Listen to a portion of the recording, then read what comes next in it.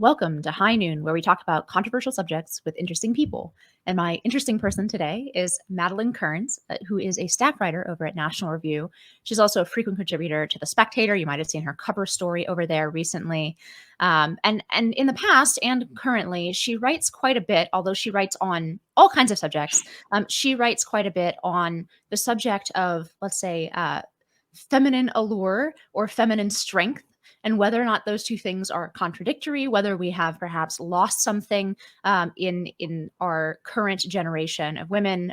We have lost both the allure and the strength that used to hold up women of the past in pursuit of a type of equality that perhaps is illusory.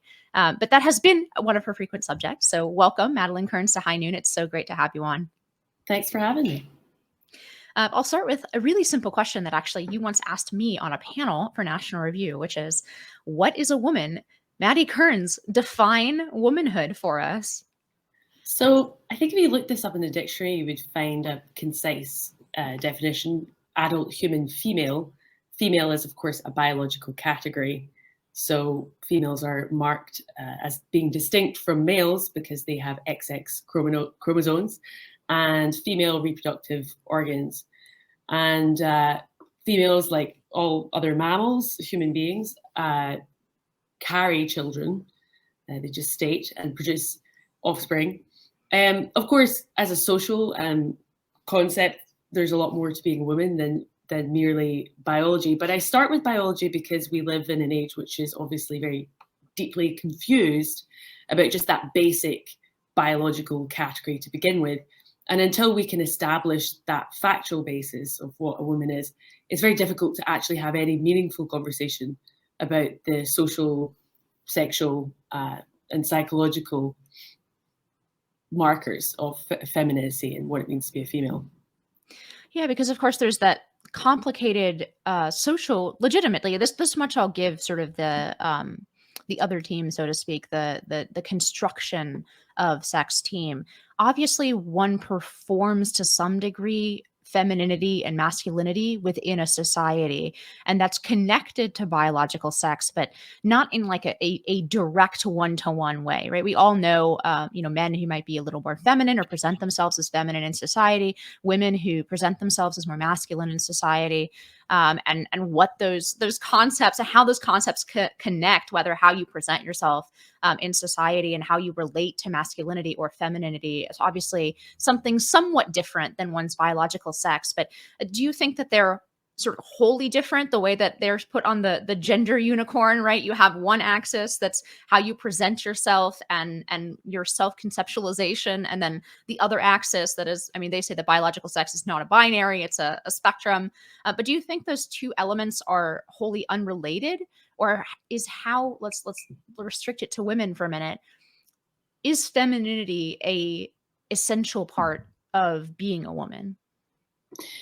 Well, there's obviously overlap with both the nature and the nurture, and I think this is just common sense and obvious by the arguments, the disproven arguments of people who take the opposing view. So the biological essentialists, and there aren't really very many of them now, I don't think, are people who would, or at least people who are characterized to be saying that because a woman is a woman, she therefore cannot, for example, write good literature, compose good music, her brain's too small, they can't do that. And there have, of course, been people throughout history who have made those types of arguments. If those people are still making arguments like that, they're very much on the fringe. What is more common is the people who are making the argument that it's entirely socially constructed. And what's slightly ironic is these people tend to meet up in the same ludicrous conclusions. So, for example, feminists were obviously very upset in the 20th century about stereotyping. And some of that upset I slightly understand. If you look at sort of advertisements from the 1950s, it was a bit silly and overwrought. But of course, now we have the idea that if a little girl plays with trucks and dresses like a boy, is a tomboy, she might really be a boy because those things are markers of masculinity. So that's the social constructionist becomes essentialist in its own way. Obviously, the truth is a bit of both, and your personality, I'm sure, has predispositions found in your genetics. I'm sure that if you're particularly aggressive, which is less common in females than males as a category. There might be some sort of biological component as to why that is the case, but it's more of a disposition than it is a determination.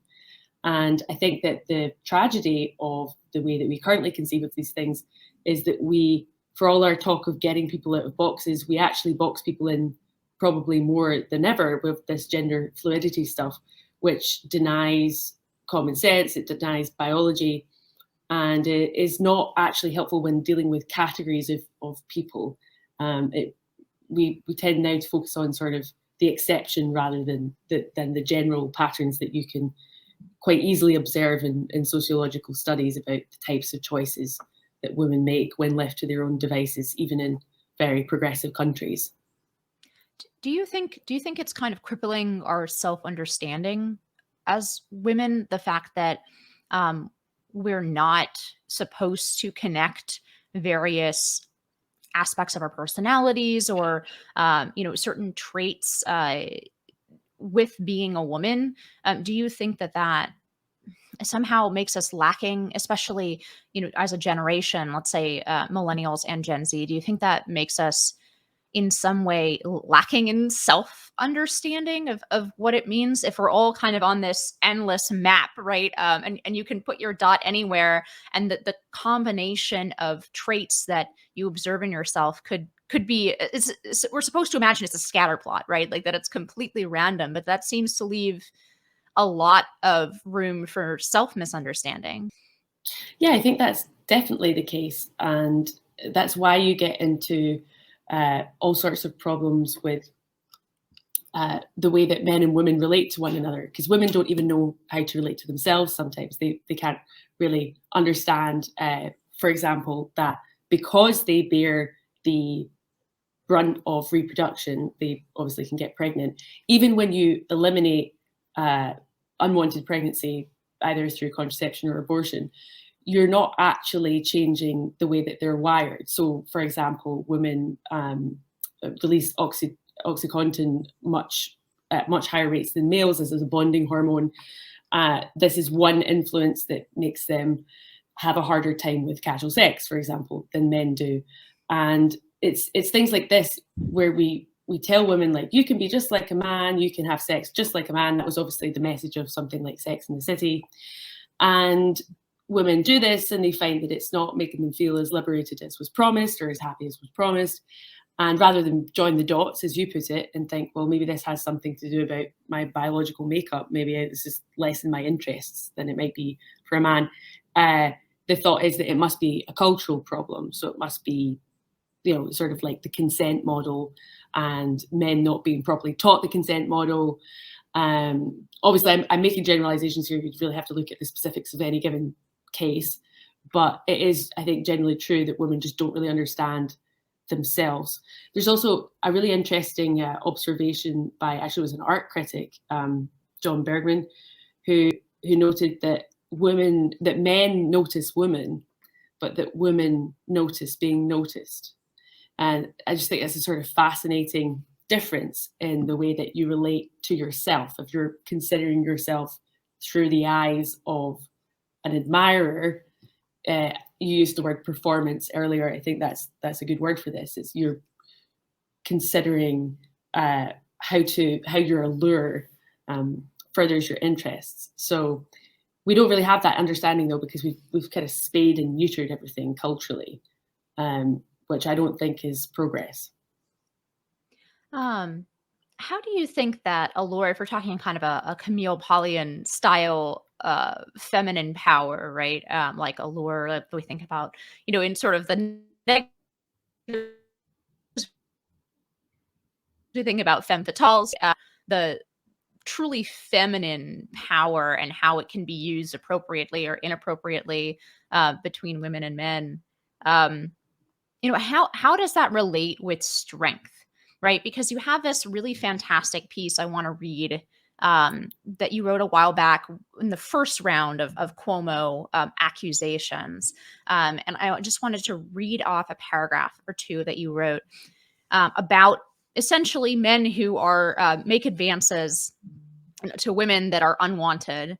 And you write, there's a difference between a pig and a predator, and also a difference between a regular pig and a pig who is also a bully. A regular pig can often be dealt with by using a healthy dose of womanly assertiveness and gumption to be administered with swift and immediate effect. Both the pig and the predator require apprehending naturally, but to stun a piggish man, one normally need only splash him in the face with a cold drink, or should such a beverage not be readily available, a hearty slap will suffice.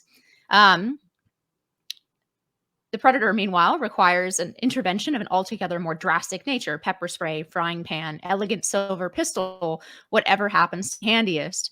In any case, the point is that proportionality is the better part of valor, and as for discretion, well, that's a woman's art.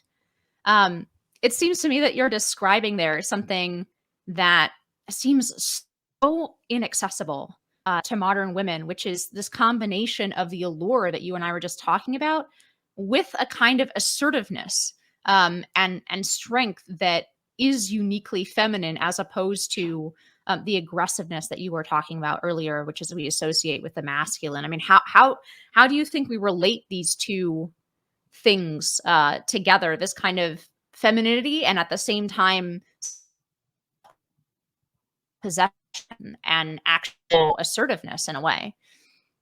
Well, I think they fit together when a woman understands that she kind of has the power of refusal. And there's a kind of irony in modern sexual politics, for want of a better phrase, in that women have really never had more support, societal support, institutional support, in order to assert themselves in this way. It used to be that they really were the underdogs and really could be exploited terribly by employers and all the rest of it. And actually now women have never been better educated, never been better placed to say, no, get your hands off me.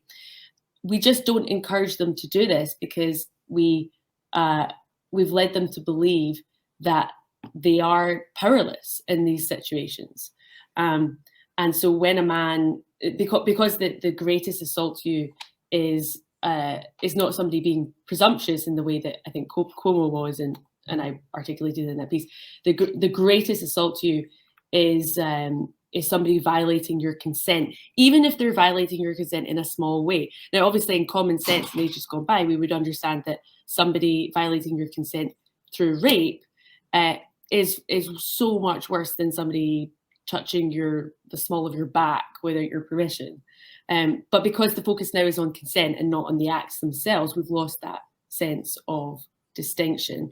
Also, we just don't encourage women to take the matter into their own hands because we've told them that there's this terrible patriarchal system which is against them, so that they can't do that, when in actual fact, the reverse is true. They've never been better placed to stand up for themselves in these interpersonal encounters. Why is it? I mean, this really seems generational here. I'm thinking about Megan Daum, who wrote kind of an ode to the sort of 90s feminist tough girl, right? She's Generation X. I'm sort of middle to elder millennial. You're 5 or 6 years younger than me. So we span between, I would say, between the three of us, we span, Gen X and then kind of early millennial, late millennial. And it really seems like the further on we've gotten in the last few generations, the less women feel, ironically, even though we have those billboards with Beyonce and female empowerment and everything else, it really seems like the more time goes on, the less women feel empowered to do what you're talking about, right? To slap somebody who gets out of line, to throw a drink in his face, or just to verbally push back hard. I mean, I'm thinking here of one particular case that Megan Daum kind of talked about on one of her podcasts and made the rounds in terms of the Title IX cases that you used to write on.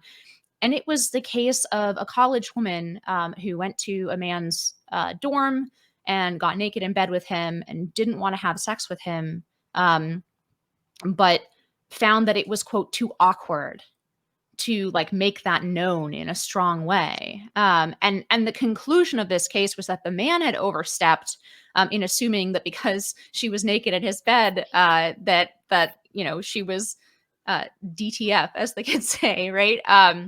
And rather than, but it was something that was so difficult for Megan to understand, right? The idea that a woman would feel awkward about just telling a man, even in that kind of situation, no. I mean, what is it about millennials and Gen Z that we seem to have totally lost that generational quality? Because I think even as late as Gen X, there was this sort of empowered woman figure who was less concerned about male opinion and therefore not at all concerned about, for example, laughing at male advances or pushing back against them when they were unwanted. I mean, at what point and why did we lose this ability?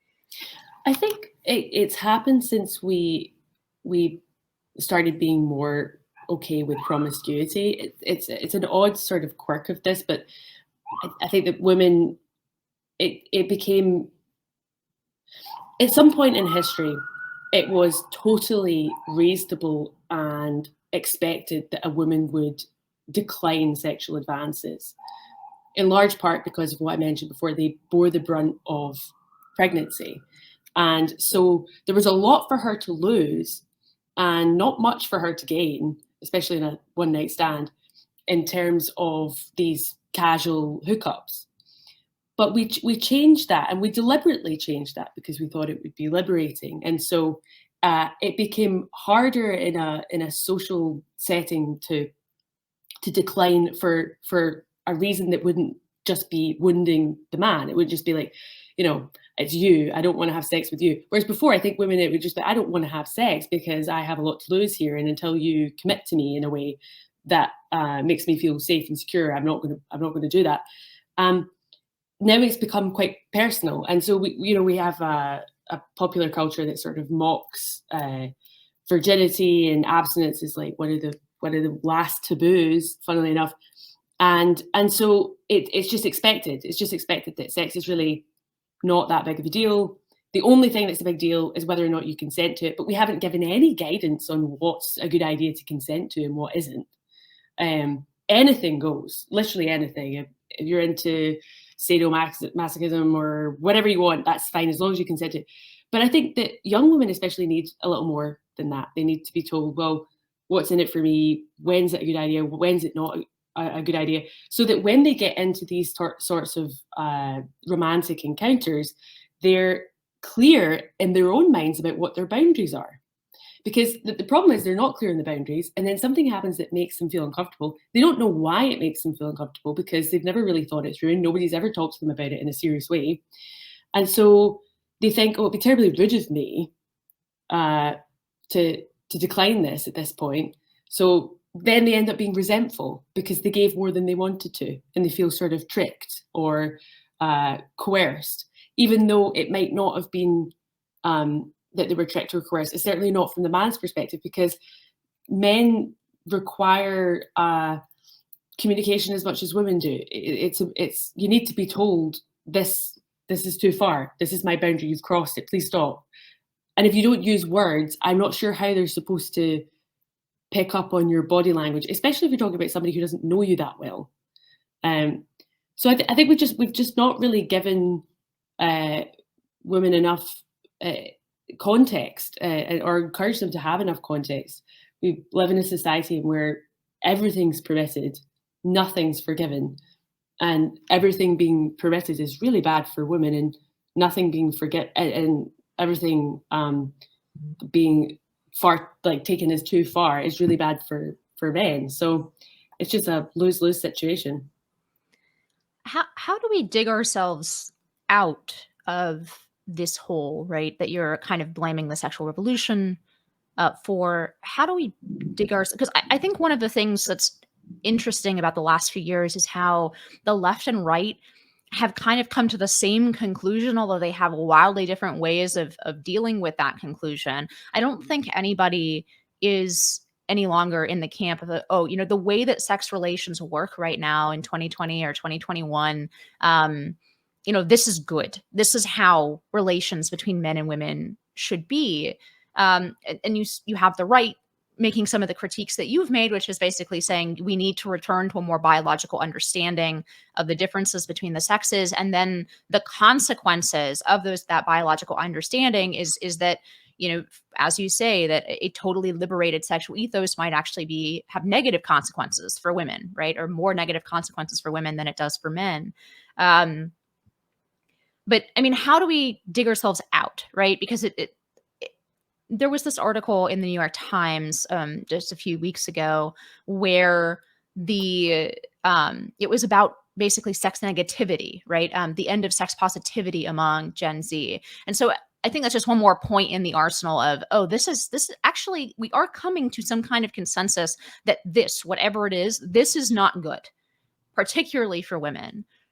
But do you think that there's any constructive way to take that sense among especially young women that this isn't good and turn it into something that's actually productive? Or do you think it's going to continue, that energy is going to continue to be channeled into the kind of legalistic solutions that, as you say, sort of overly punish men for not being able to read something as subtle as, women's discomfort without being really told in any clear way?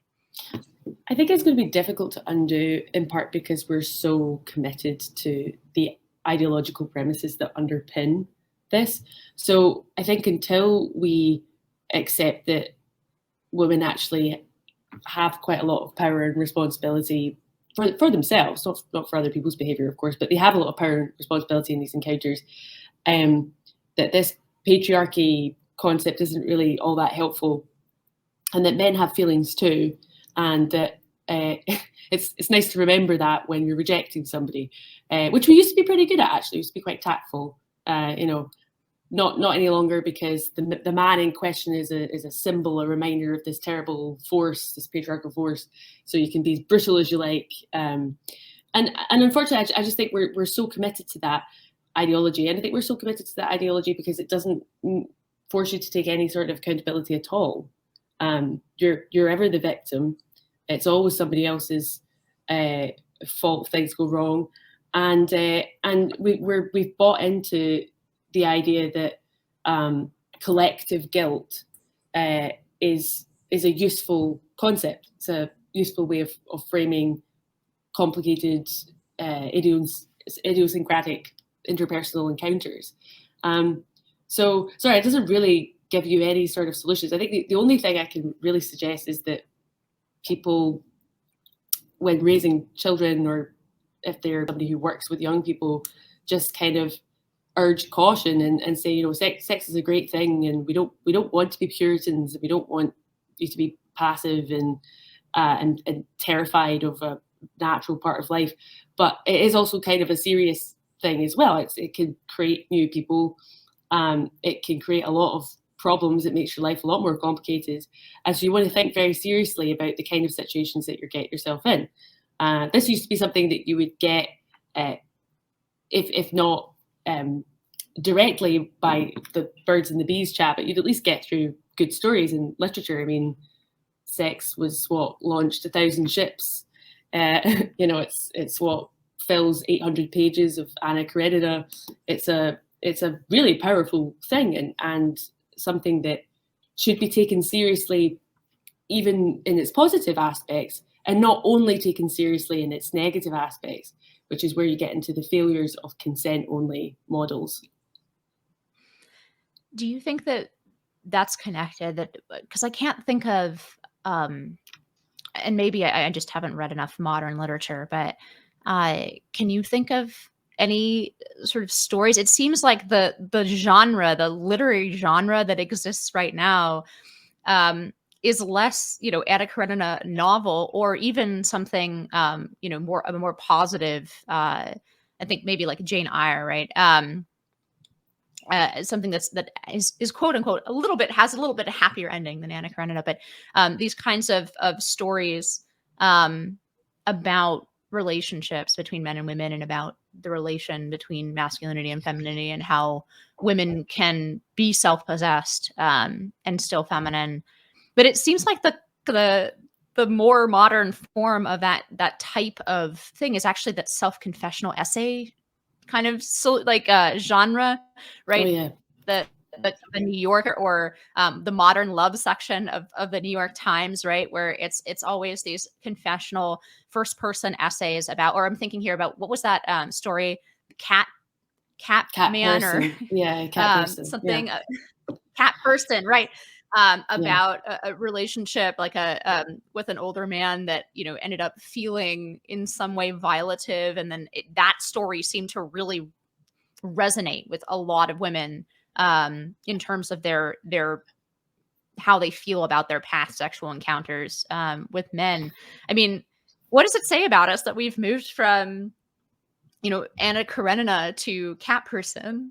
Yeah, no, there's there's a great sort of this stuff you describe. I've read more of it than I'd like to admit, but it's just so dreary and confused, and by its own admission, it's typically people who are depressed and unhappy, and so just their solution to this is just to do more of the same, which is obviously insane.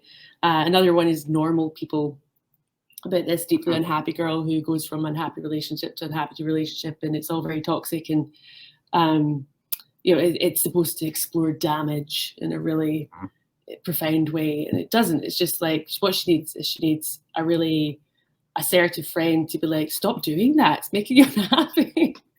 Try something else. But unfortunately that just doesn't happen. Another one I watched recently for the purposes of review was a new HBO series called The Sex Lives of College Girls, where these girls, sort of 18-year-olds, who describe them, well, at least one of them describes herself as sex positive, and in order to get into a club, a college club, she gives hand jobs to all the young men on the committee, and this is supposed to be empowering. I'm not exactly sure how, but it is. There you go. I think that there's also something that happens that I think you actually mentioned this to me before, and I read about it afterwards. But Camille Paglia, I think, has made the point that when there's no taboos left and sex is really in your face all the time, there's also a loss of eroticism. Sex becomes very unsexy. And this is something we see in popular culture, be it the WAP stuff or whatever, Lady Gaga just sort of writhing around on stage. And I think that, again, understanding female sexuality, like we're not so interested in insert tab A into slot B. You know, there's actually a lot more to female sexuality than the mechanics of it. And that too is lost when we adopt this this progressive agenda, and it certainly comes through in the literature. I mean, if you have a love story where the two people jump into bed together right away, there's not really much to build up to actually after that. So you have to fill it with lots of drama, which they have now with series, and certainly this sex. I think that the sex lives with these college girls, the first episode, they'd already had so much sexual experience by the end of the first episode. I was just kind of like, I'm not really sure, just as a writer, if I was writing this, where to go from here. I mean, the story arc is just kind of like, you know, just completely done at this point. I guess they'll just have to get more and more adventurous, but at a certain point, short of sort of selling themselves, I'm not really sure how they can pull that off. So, Inez, I've forgotten what your question was, but I hope that answered. We're meandering through I think the changes in literature. Yeah, it's got worse. And that was the point. It's a good point you bring up about HBO. I mean, I think the same kind of journey is taking place. I mean, you mentioned Sex in the City earlier, but we moved from Sex in the City to Girls, which is much more depressing, right? If Sex in the City is sort of the glittery promise of sexual liberation and the sexual revolution, like I don't think Sex in the City portrays the women as victims. They are very much sort of self-possessed and empowered, and perhaps the unrealistic part of it, besides their ridiculous lifestyles as columnists in Manhattan, but the sort of unrealistic part of it is exactly how much power they do seem to have over their dating lives. Whereas by the time you move to Girls, they seem to be desperately unhappy and confused, and all the adjectives that you've been using to describe this modern thing. And I'm wondering if the Sex Lives of College Girls is now like sort of the final evolution of this. But again, I mean, this has to, what can't go on forever will stop, right? I mean, I'm almost worried at this point, more worried about the backlash. Like, we can't, I can see this going one of two negative ways. One, that incredibly restrictive norms become popular, and two, uh that people just sort of become so atomized, and digital. I mean, one of the contradictions of Gen Z seems to be that they have 10,000 sexual identities, but they're actually having very little sex. And we see this in all of these kinds of surveys. We see that sexual activity, by the time you hit 25, for example, is much lower than it was in past generations. What's the end point of this? Is it just that it's going to become so unpleasant to interact with the opposite sex, that we just all become digital, like digital beings, and we lay aside the pleasures of the flesh forever? Yes, well, it's a great question, and I think we are actually headed that way. Unfortunately, I think ideology does have a wonderful way of sort of interfering with actual day-to-day living. And of course, why is it important that the sexes get along? Well, because if they don't, then who is going to produce and rear the next generation? That's not clear. So unfortunately, I do see it getting worse, and I think we've already seen the fears that you've articulated sort of realize themselves. We've already seen this puritanical overreaction to all the wrong things. It's now really, it used to be that I think it was like 20% of people met their significant other at work, and now I think people are just absolutely terrified to ask people out on a date because you could end up in front of a HR department. So why risk it when you can do apps or whatever else said? And so you do have a kind of loss of meaningful human interaction. I think the younger generation especially are going to have this more and more because they were already facing that because of the way they socialize through social media. I was out for a drink recently with a friend, and she was commenting that her friend, who is a bartender and has been a bartender for 15 years or so, said it's really strange because it used to be that you would see people in a bar hitting on, you'd see men in a bar going over to a group of girls and hitting on them, and you just don't see that anymore. You see people who are already on dates, presumably, but you don't see men approaching women. And the tragedy of that is that women actually, I think, on the whole, want to be approached by men. And in fact, something I've mentioned before, and I think it might actually be more widespread than I first thought, is that there is an element of sort of showing off that goes on with this, like, oh, men these days just bother you all the time. Like the objection to catcalling, for example. Oh, it's just wherever I go, I just can't stop being harassed by men. I'm just so desirable. There's an element of posturing that's going on. It's because that's actually what women kind of want, isn't it? They want attention. They want to be thought of as beautiful and desirable, and of course they do. That's perfectly natural. It's just unfortunate that they kind of want two things simultaneously, which is for that to happen, but then for the people who express it, who have the audacity to express it, to be punished for some social ill that they've done. So I just see it getting worse and worse and worse. There will always be a subsection of society who ignore these trends. I think we're probably in that. And I'm sure there's young people who will also realize that this is nonsense and they're not going to do it. But you do pay a social cost for doing that. If you ask out the wrong person or make a move on the wrong person, then they overreact terribly. So, yeah, sorry, that's just bleak. I'm not positive about anything in this subject. I think it's going to get worse. And we're going to stop having children, and then we'll be replaced by cultures that do have children, and those aren't all good cultures. But I'll save that for another discussion. Yeah. I was going to ask you to wrap it up. The terminus, but you've already alluded to it, right? The purpose of all this sort of back and forth self actualization, understanding, is ultimately biologically right to perpetuate the species.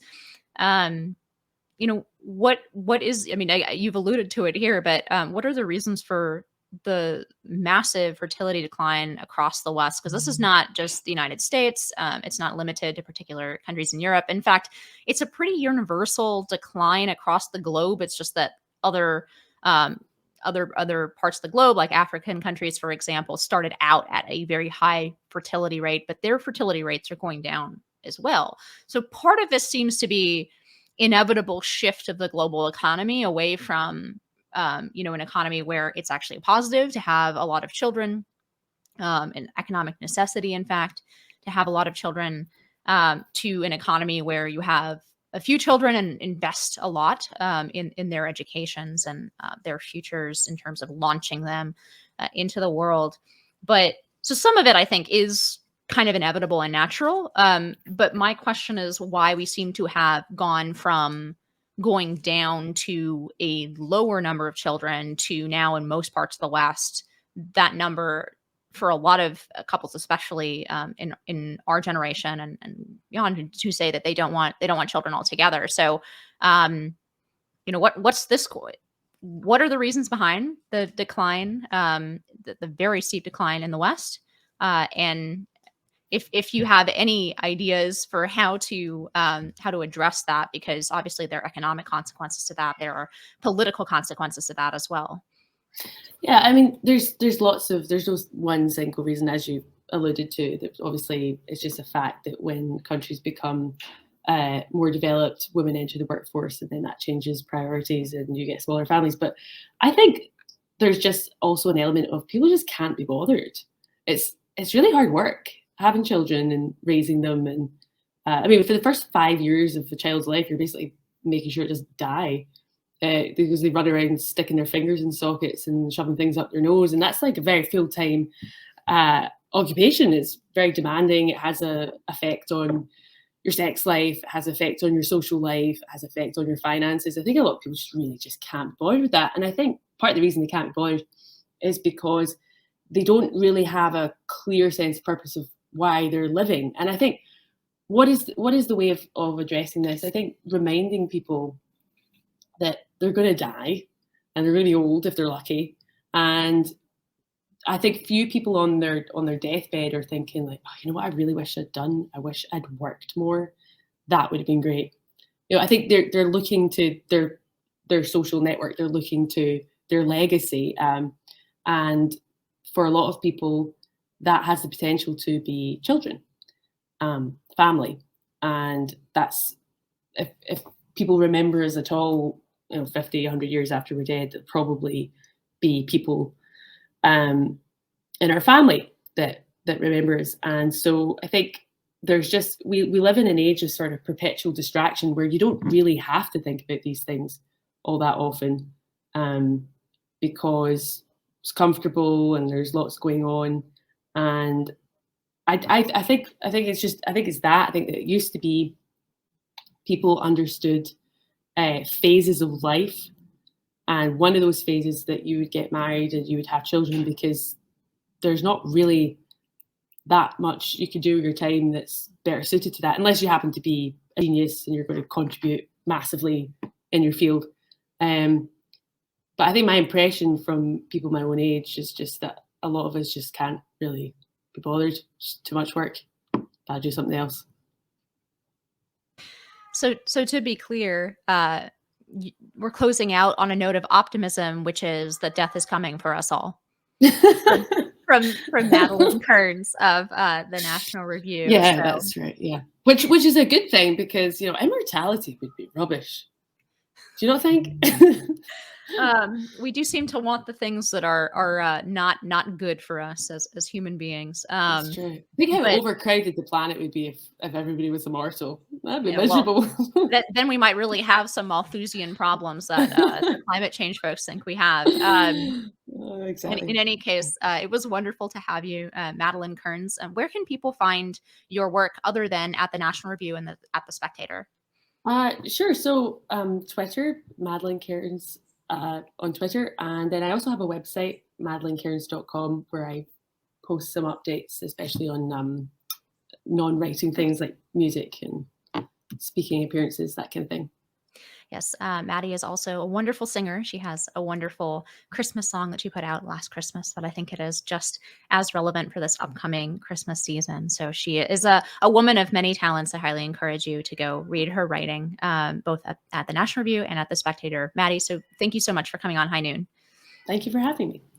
And thank you to our listeners. High Noon with Inez Stepman is a production of the Independent Women's Forum. As always, you can send us comments and questions to inez.stepman@iwf.org. Please help us out by hitting the subscribe button and leaving us a comment or review on Apple Podcasts, Acast, Google Play, YouTube, or iwf.org. Be brave, and we will see you next time at High Noon.